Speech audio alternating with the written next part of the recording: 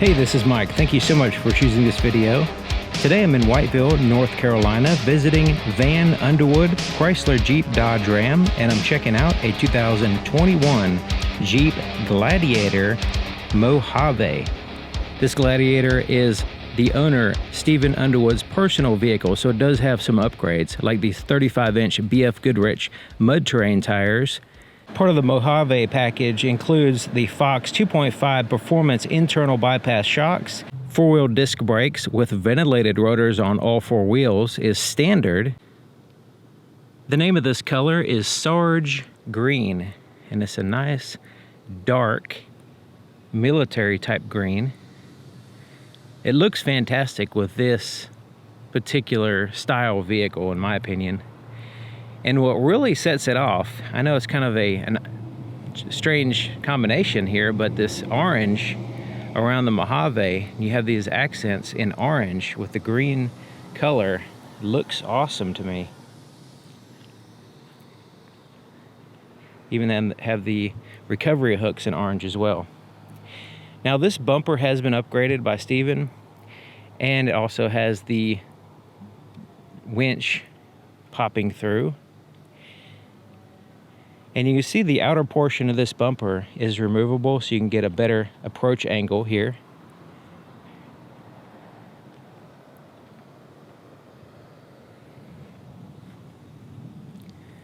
And check out this hood.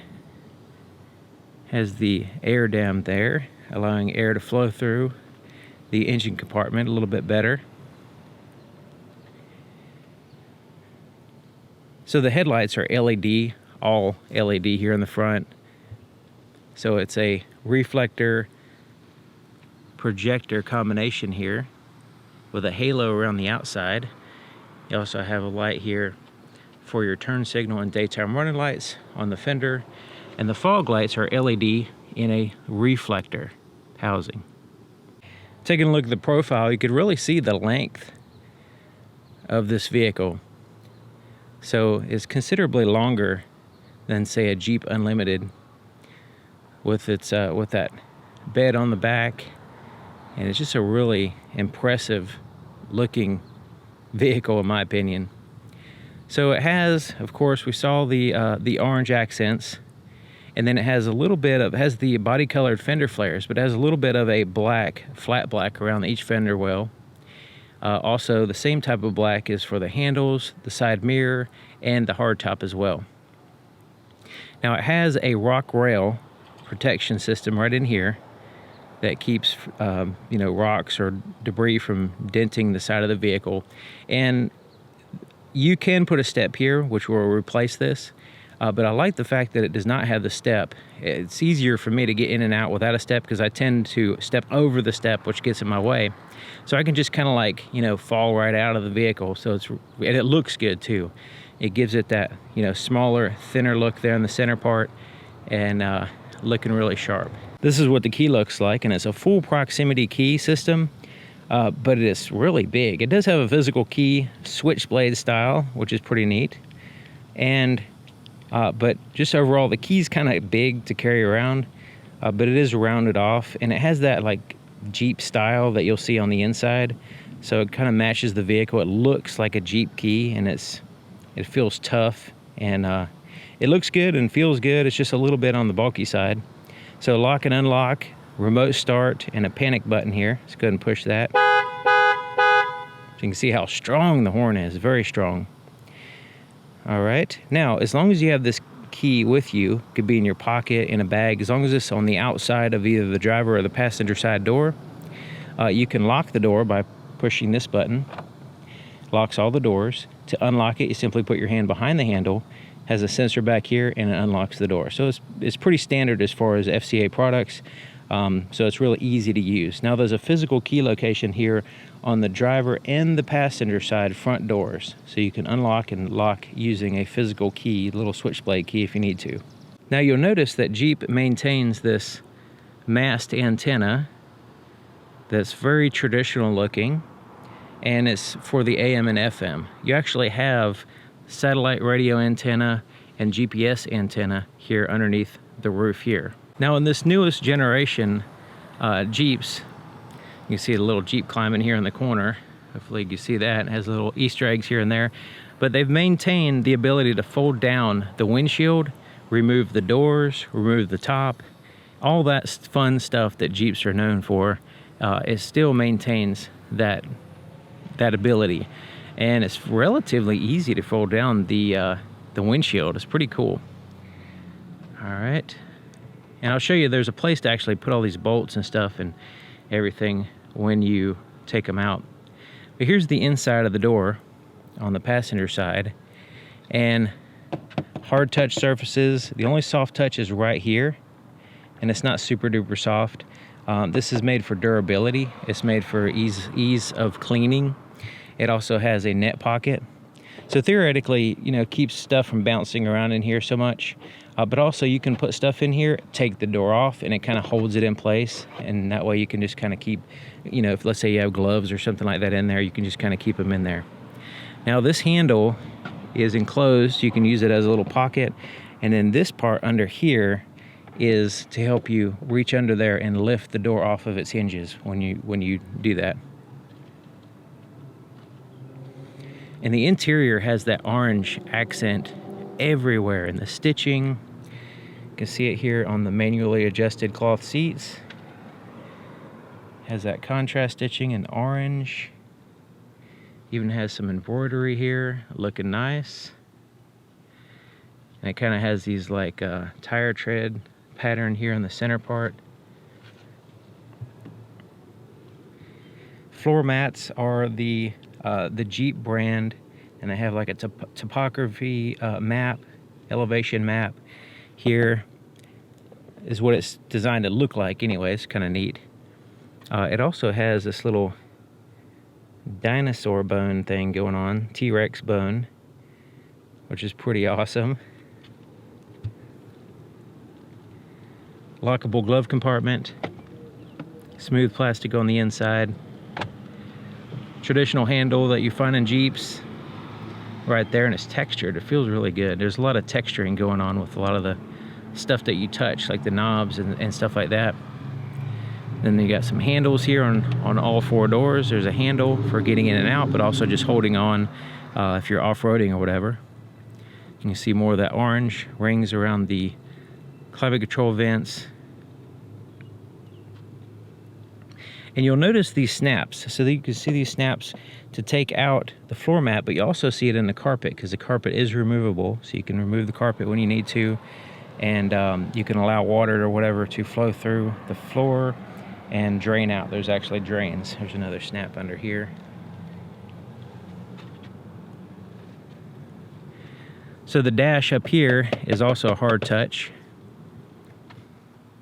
You see there's a speaker there, and then a little quick access storage area right in there.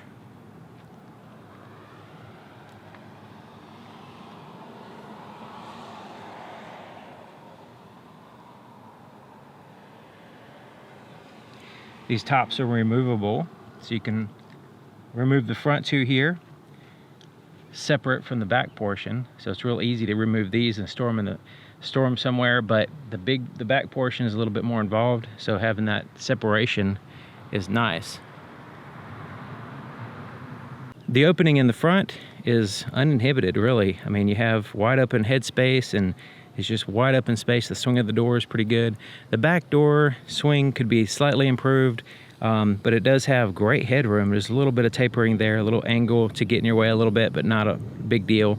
So it does have a more limited area as far as getting your legs in, but overall, it's really good getting in and out. Now it has a full roll cage hidden behind, you know, the hardtop, and the roll cage is actually body colored. So you can see the green paint here on the exterior portion of it.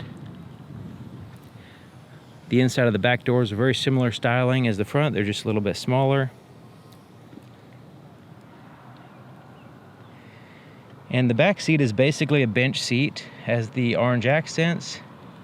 It has the ISOFIX or latch system here for car seats, and they're very easy to get to. Right there you can see them, and they're not hidden. There's no little covers or anything to take off and lose.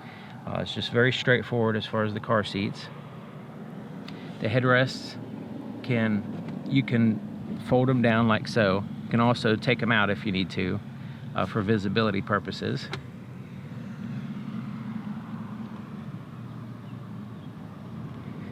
So there's the floor mat, and it's kind of like it's a two-piece, but it connects there in the middle, so it gets better coverage. And check it out, you have like a MOLLE type webbing here on the back of the seats, and it's a durable hard plastic on the back of the seats. It also has a net pocket here as well, and bag holders. Same thing on the driver and passenger side as far as that goes. You have some cup holders here, little places for the, so there's these little dimples to kind of take up the slack on different size cups, plus you have a place for a handle to extend over here on the edge. There's a power inverter, 400 watts, 115 volt power inverter here, USB charge ports here, and this is the power window controls. You notice the power window controls were not in the door. It gives a little bit less electronics in the door, and there's the vents, climate control vents for the rear passengers. I like the way they're very easily articulated.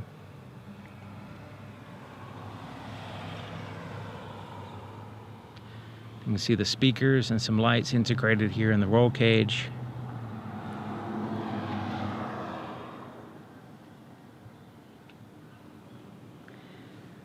Now there's some storage underneath the seats. So when you lift the seats up, you have this compartment here, and you can put some stuff. Now it has a wall here to keep things from sliding out when you're off-roading. If you have stuff underneath the seat, you don't want it, you know, sliding out from underneath the seat and getting in your leg room, or, you know, just causing a problem here. So it is secure, and it keeps it, you know, in its place basically. And then there's your jack and tools for the spare tire. Now the other seat also lifts up. So if you want to put something back here, you can actually unbolt this piece if you don't use it, if you want to use this storage space differently, and you can flip these seats up and use half cargo, and it's actually 60-40, so a portion of it cargo and a portion for passengers, so you can have that combination. So it's pretty useful. You know, have the ability to customize it a little bit and to your needs, but it has all that capability, and the seats are really easy to just flip up and flip down. So they're kind of like, they kind of snap in place. They don't really like lock in place, but they don't really move around unless you really tug on them, and then it'll release itself.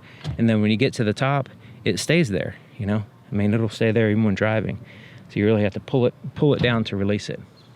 Taking a look at the back of the vehicle, you can see Steven added these Mopar or Jeep brand roof rails there for like a kayak or something like that, and he intends later to add a cap on the back here, and then put those there, so that way it's off the roof, and that way it'd be easier to take off that upper portion, that front portion. And he actually adds some compartments here in the bed. I'll show you that in just a minute. It's pretty cool. Okay, so looking at the back, all the LED tail lights, and it even has a third brake light integrated here in the top of the tailgate, and just really sharp, clear lighting on this vehicle. It's very easy to see, very distinct, and well done in my opinion. So you can see the orange recovery hooks are back here. You also have these reflectors. These are not lights, these are reflectors down here. Towing hitch with a 4- and 7-way outlet. You notice the outlets are above the bumper, so they stay relatively clean. They do have covers on them, and it's just easy to access system. The backup camera is in the very center position, both center as far as this way, but also up and down. So in the very center right here, so you can get a really good view if you're backing up to a trailer, but just a really good view in general. And it's high clarity, high resolution screen that displays a really good image back here with active guidelines and everything. So they did a great job with that. Now it has a physical release tailgate, and it has a lock here. Now when you lock the doors, the vehicle will also lock the tailgate. So, but you can actually disable that if you like, and use this if you need to. And I like the way the backup camera is integrated into the design. There's body colored around the outside, and it's angled appropriately and all that stuff. It's not just kind of tacked on somewhere offset. All right, so let's lower this. It does have a soft landing when you let go of it, and it has a sprayed bed liner. And so this is the system I was talking about. This is called the decked bed system, and it's a really strong plastic or composite type material, and it basically lifts up the bed. So now you have this higher bed for, you know, certain load capacities, but you also have these storage compartments. So you have these storage compartments, which you can add a lock here. You pull this out and it slides out real easy, and you can have just put whatever you want, or you can have these like compartments to stay in there, and you know, they're made specifically for this size compartment here. And it's just a lot of room. So I mean, you could put rifles or whatever you want in here, and it really feels high quality. It snaps in place. You pull this one out. This is the larger one, and it has these compartments that you can take these out. You can take that one out, carry it with you, put it back in. There's dividers here.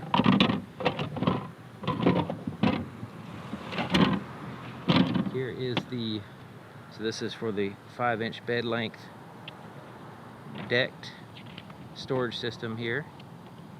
You see a little bit of information about that. I'll try to have some more information in the description so you can look into it. It's pretty interesting. Now, if you're concerned about the locking, you can, you know, like I said, add the locks here. But when you close the tailgate and lock the vehicle, you know, it does not allow anybody to access these compartments. And it does also, you know, have some usability as far as putting stuff in the back of the truck. You also have these compartments here that have a, there's this top part, and it's called an ammo spot. And there you go, it's an additional storage compartment. Now these are not lockable, so you don't want to put anything in there that you're going to leave by itself, you know, and somebody can access those. The fuel door is here on the driver's side. It's in the front of the bed, and it's traditional cap, tether, and a little place to hang the cap while you're pumping gas. Let's go ahead and start it up by holding the brake and pushing this button with the key inside the vehicle.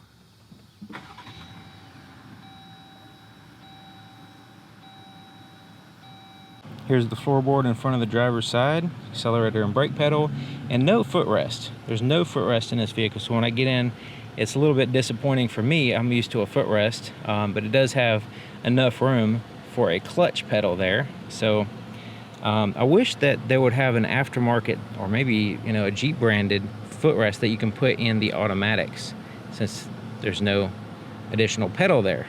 There's no internal latch for the hood. You just simply just walk up and open these up like so, push down, and then you can release the hood. There's one on each side. It does require a prop to hold up the hood, and the hood's a little bit heavy, so you have to use two hands. And the prop is actually on the underside of the hood and swings down. All right, so this one has the 3.6 liter V6, Pentastar V6. And there's the battery, it's insulated. The firewall is fully insulated. And the underside of the hood is mostly insulated. This helps out with noise and, you know, heat and airflow and heat flow and all that kind of stuff.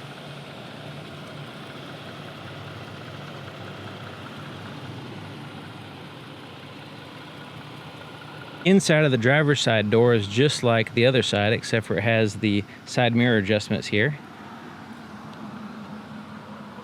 Now the driver's seat is a manually adjusted seat, but it also has a lumbar adjustment and a height control. And these are kind of rubbery textured handles here, which is really nice. So this is, you just turn that for your lumbar, and then you kind of pump this for the height.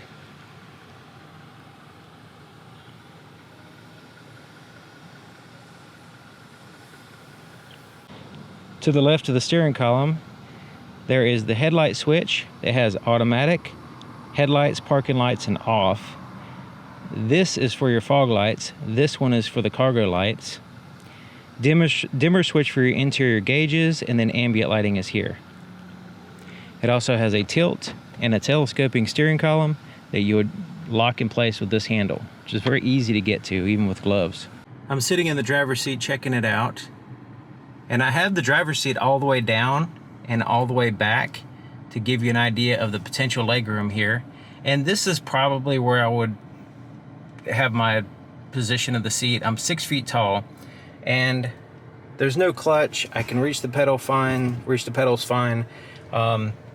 The lack of a footrest is not too fun for me. It's just kind of like empty space, and I gotta put my foot like this. So adding a footrest would be better, but other than that, it's pretty decent as far as room. You know, it's not as spacious as, you know, like an SUV or something, but it's fine. I mean, really, the way the design is, it's not really an issue. The steering wheel is a heated, leather-wrapped, hand-stitched steering wheel with the stitching there on the inside, perforations on the outer portion, and then the smooth top and bottom. It's very comfortable. It gives in the hand. It's a little bit soft, but not too cushy. Just really, really nice as far as the way it feels and the way it looks. So it has buttons on the back of the steering wheel. If you're not familiar with this, the volume for the radio is back here, and they're lined up. You can see them right here. It is a up and down, and then a center button. So they're intended to line up with your fingers as you hold the steering wheel like this. So you can go up and down. The volume for the radio is on the right side. The center button is to change through your audio source. On the left side, the up and down is changed through the radio stations or tracks, whatever you happen to be listening to. And then the center button is to cycle through your presets on your radio only. Here on the front, on the right side, is the cruise control. So you turn it on, set with either one of those, resume and cancel. So it's pretty straightforward. On the left side, there's voice recognition, answer and hang up on a phone. So once you pair your phone to the Bluetooth system, you'll be able to call people. Now, Jeep has a really advanced voice recognition system, so it's not like it is a regular one. It comes with its own manual, so you can do a lot of stuff just by using your voice. It's a little bit higher, you know, level as far as functionality than others on the market. Okay, and then the OK and these arrows correspond with a screen between the gauges. We'll get to that in just a minute. Windshield wiper controls are here on the right side, and on the left side is the turn signal and the headlight dimmer switch. So here's the gauges. So there's a tachometer on the left. It also shows what gear you're in. In this case, it's the four-wheel drive system, two-wheel drive versus four-wheel drive. And on the right side is just a standard speedometer. Here in the center, there's a digital screen that has a lot of information. And using that OK and arrow button, you can change through this and get more information. So as a digital compass here, these are customizable, these portions on the corners. Outside temperature, speedometer, what gear you're in, how many miles the vehicle has, engine coolant temperature, and fuel gauge are all here. It even has a little arrow pointing to which side the fuel door is on. So if we use the arrows here, I'm going to scroll down just to show you that you can get more information. So you can see that number 1 now pops up, showing you now number 2, number 3, showing you this is part of a menu system as you scroll up and down. Now if you scroll to the right and left on some of these, you'll get more information. So the first one is just simply the speedometer. The second one is vehicle info. This is where we can scroll left and right. You see those little bubbles right here. So it shows tires and shows temperatures and pressures here on the vehicle info.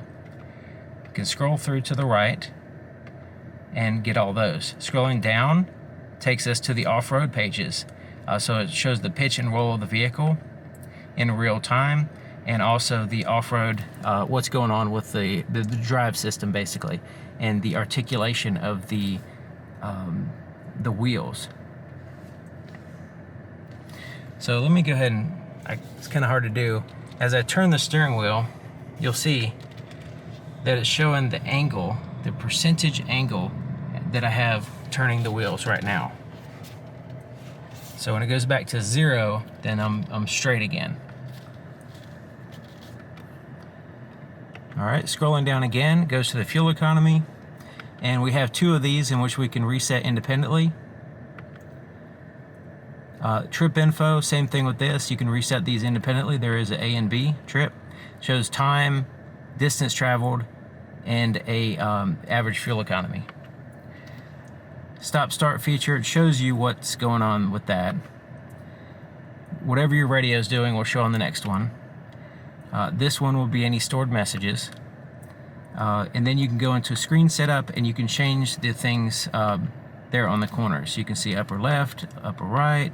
You can go to defaults, current gear, odometer, favorites, gear display, upper center. You can change all this stuff. It's all customizable. Scrolling down again takes us back to the digital speedometer. So this is pretty standard as far as FCA type vehicles. They have this kind of layout. Some will have different things, like this one has the off-road information, but it's basically the same layout. It's very easy to use and intuitive, and it's pretty much the top, the best almost, I mean, as far as usability and information wise. Okay, so over here, the Uconnect system is another very highly rated system, infotainment type systems in vehicles. So this one has a, so you can see these icons across the bottom. If you're not familiar with the system, there's all these icons. And you can customize these icons, but these generally stay here. It has a digital clock, what your climate control is doing as far as your temperature here. So the first icon here is the radio. And you can see it's AM, FM satellite radio, and has album art and stuff. Also, you can select different sources here: Bluetooth, auxiliary, cable, USB 1, USB 2. All right. Now the next one is, and also there's favorites there at the top, and you can also quickly go and adjust your audio. It has nice shortcuts everywhere. The next one is climate control. Now this is a redundancy here because some of the controls are below, and I'll show you that in a minute, but you have, you know, like front and rear defrosters, recirculate the air, the temperature for the driver and passenger, where you want the air to blow, fan speed. You can turn the system off. You can sync it for the driver and passenger as well. Now there's a little shortcut here to go to this next one, controls. Now if you want to change the icons, you can do that, and then you'll have a shortcut here. But the next one, this one's the same as that. We'll go to that next. Heated seat has high, medium, and low, so it's a 3-stage, and then heated steering wheel, which is a 1-stage. And then the passenger side is a heated seat as well. Your auto dim mirror, you can turn that feature on or off here. You can look at the backup camera without going into reverse here. You can also zoom in and see it focuses directly on where the trailer hitch is. It has active guidelines, so you can see the center line, also where the actual vehicle's headed, and then you have a green, yellow, and a red indicating your distance. And the clarity is nice. You can actually see things on the ground and make those out, and see what's around the vehicle. You can see it's kind of wide angle, and you can see from the bumper to the sky and all the way around. It's a good view. All right, so controls, and then this is a shortcut to the settings as well. So you also find a separate icon for the settings, but this has a shortcut to that as well. So you can go through and set up the vehicle the way you want it. So like, say if you don't want the horn to beep when you lock the doors, that kind of thing, or how long you want the lights to stay on, after you lock the vehicle, that kind of stuff. All right, apps. So this is where you can find different things and change the ones at the bottom. All right, so it's kind of like your cell phone. You have these little icons here. So let's just pick one here. Let's go to audio settings and grab that and drag it down here and replace the phone with the audio settings. So now we can get the phone, put it back there if we want. All right, put it there and just customize the ones that we want. And there's lots of different options here. Travel Link is really cool. Also has Apple CarPlay, Android Auto capability as well.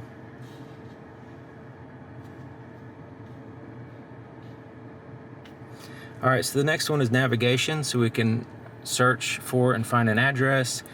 We can save addresses. We have emergency and all that stuff as well. But let's go ahead and view the map so you can see what it looks like. It's pretty basic. And the street names and the area, the text on the screen kind of auto sizes so you can read it. And it has like a pinch zoom here. You can also zoom in and out with that. You can change your map view as well.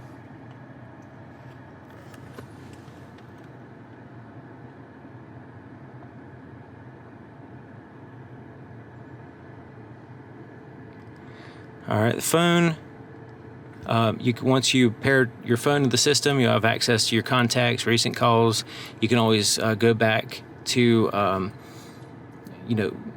revert back to your cell phone if you want to have a private call. It does not always playing through the speakers. If you don't want it to, you can have you can transfer it back. There'll be a button that pops up here if you're in a call. And then there's a shortcut to the backup cam. I guess Steven put that there so he can see what's going on back there if he's pulling something. So that's handy to have all this. So you get the idea. Basically, there's icons here at the bottom, and it makes the selections here, and you can change the icons, but generally there's your selection there. Down here, there's a physical volume tuned through the stations right there, and these are rubberized, textured, and have little raised bumps on them, so they're very easy to use even with gloves on. And then the center part right here is your climate control. So there's fan speed, temperature, heated steering wheel, heated seat, all this here. A lot of the stuff that you see on the screen is down here as well, and that's why I say it's like a redundancy, because it's easier to access sometimes to push a button. You can also, if you want to just turn the screen off, you can do that. And if you want to do that, you can just tap the screen and turn it back on. Parking sensors, you can turn those off or on here. This is the off light, so when you push this button, it'll turn it off. There's the downhill descent button. And then right in here, traction control. If you need to spin tires, you can turn the traction control system off. Auto start feature, you can turn that off. Default will be on, unfortunately. I like to turn that feature off, basically, for me. You can mute the system really quick by pushing that button as well. So down here is the power window controls, so the front and the rear power window controls, and you can lock them if you want to lock them to keep the kids from playing around with them. 12-volt power supply here to the left. You notice there's a key on it, so you can see it turns on and off with the ignition. So when the vehicle's off, this will no longer be powered. Here is the media ports, and you notice it has a cover, so it keeps stuff from going in there. Auxiliary input, USB-C, and regular USBs under there. You have the ability to lock the rear axle right here. So this is off-road only type stuff. Speaking of off-road only, this Off-Road Plus, it's like an enhancement to the four-wheel drive system, and it depends on what mode you're in. So when you push it, it depends on what mode the vehicle's in to what it does. So I tried to describe it in another vehicle, and it wasn't adequate. So I'm going to leave the information in the description showing you what it does per depending on what your mode you're in. So if you're in four-wheel drive high, four-wheel drive low, two-wheel drive, whatever mode you're in, it does different things. But it's basically an enhancer to your four-wheel drive system. Then you have auxiliary switches over here, so you can have attached lights or whatever it is that you want to have a switch for. All right, there's a little space right in here, and I guess you could put a pin or something, but it's open on the side, so if they were to enclose that a little bit better, maybe it could be more usable. Here's the four-wheel drive mechanical shifter. So this is where you can go from two-wheel drive, four-wheel drive high and neutral, and four-wheel drive low. And then here's the regular shifter, the everyday shifter. Has a Jeep on the top, and it's really nice looking, comfortable. And there's a red switch right here. Put it in reverse. Two things will happen. The backup camera will pop up. That also your parking sensors in the back will also pop up here on the screen, and it'll give you an audible alert as well as a visual reference here to where the object is behind you. So if you don't see it right away, then it'll let you know here which way to look anyway. There's neutral, drive, and then you have a manual mode in which you can put it over here and you can cycle through the gear ratios like a ratchet shifter basically. So pulling it back is going up in gear, and pushing it forward is downshifting. Has a handbrake parking brake here. There's cup holders, and it has these little bumps right here to take up the slack, different size cups. Has a little spot there in the middle. This is all rubberized, and so basically it's, you know, keeps things from rattling around, which is nice because it always gets annoying when there's something rattling. Okay, so here's the armrest in the center. It's very soft and comfortable. Not super big, so I might not share it with the passenger. And this is a, let me see under here, lockable compartment. So just like the glove compartment, this is also lockable. So if you have the doors off, there's another level of securing your stuff. Now this lifts up in 2 stages. So this upper portion here, there's 2 latches, top and bottom. And this upper portion, when you lift it up, it has a small quick access area in which Steven has his sunglasses here. So that's a nice spot to put it. And it's kind of rubbery here. Place for wires to go in and out of this compartment here and here, as well as the underside as well. So let's go to the bottom part. All right, so this bottom part also has a place for wires to go in and out. There's a USB charge port, and just a general area for putting stuff. Just a storage compartment, and it does have a rubberized portion at the bottom as well. And a light, isn't that nice? The rearview mirror is auto dimming, and it's auto dimming right now because I have the shade over the light sensor, which is here on the left side, feels like. But you notice there's a little space there, so it's not completely covered. You just have like there's like a little edge on the sides that might cause a problem if you don't have it angled properly. The visors have like a vinyl wrapping, very durable feeling and textured. Has a little clip here. There's a mirror and lights. HomeLink garage door opener controls are here. There's another clip. The other visor is very similar. You do have emergency buttons up here as well. Roadside assistance, that kind of stuff. So these front tops, you can remove them. It's very easy. There's little latches right here, and you take off one at a time, and you can take these off, and then you know, store them in the back seat or wherever you want to put them in the garage, and then you can easily put them right back on if it starts raining or whatever. This interior dome light has these little reading lights as well for the drivers, the front passengers, and the rear passengers. Little LED little spotlights, so it shines in your lap. And then there's the center light there, which turns on when you open the door. Looking at the visibility there in the back, you can see the pillars are quite wide, so you will have to get used to those. The headrests also get in the way, but you know, all these things you'll have to get used to, or you take the headrest out, fold them down, or whatever. But you know, it has the blind spot detection system, rear cross traffic alert, the backup camera, the parking sensors, all this stuff to help you out with you know, driving the vehicle safely. So it's not really a big deal. The blind spot detection system and rear cross traffic alert indicators are here. It's a little triangle there in the side mirror, so they'll illuminate on the appropriate side when there's a vehicle there. All right, so I'm gonna put this in the description, hopefully, and maybe even a link to a PDF version or an image of this. But just looking at the window sticker here, it shows the name of the vehicle, and then, because people get confused with window stickers. There's a base price, and then standard equipment. Optional equipment is where it starts adding to the price.